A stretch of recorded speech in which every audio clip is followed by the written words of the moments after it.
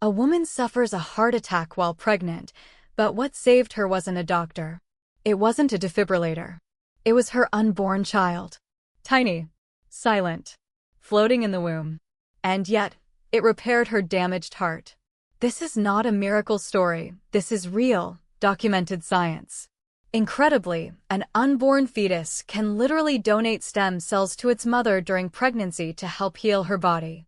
Yes, the baby gives life back to the person who's giving it life.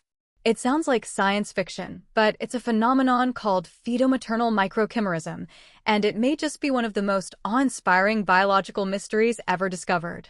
Here's how it works.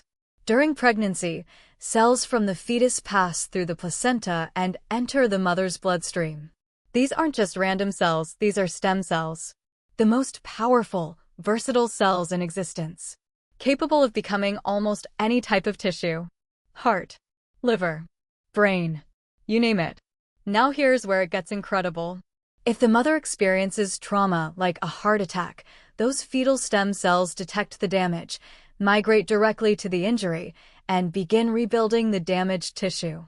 They don't wait to be asked. They just act. As if the baby somehow knows. In some women who suffered heart failure during pregnancy, scientists found fetal cells embedded in the healing scar tissue of their hearts. These cells weren't there before. They weren't the mother's. They came from the baby.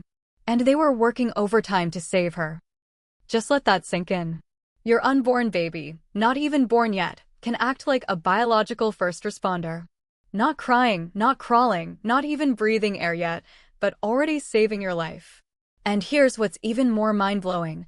Once those fetal stem cells enter the mother's body, they don't leave. They can stay inside her for decades. After birth, after childhood, even into adulthood. A part of the child remains inside the mother, cellular proof of a bond that science is still struggling to fully understand. Imagine that, carrying your child's cells in your heart, your liver, even your brain, forever.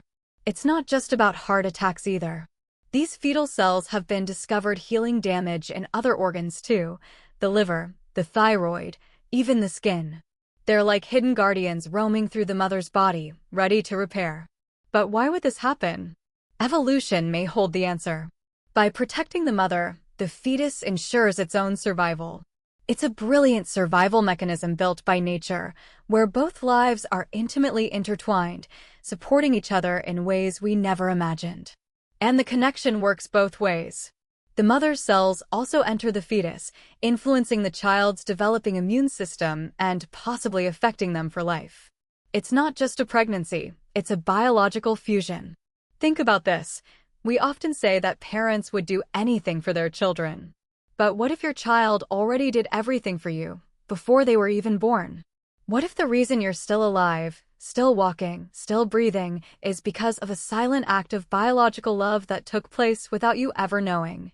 There's so much more to learn. We still don't know how these cells decide where to go or how to activate. We don't even fully understand why some women receive more fetal cells than others.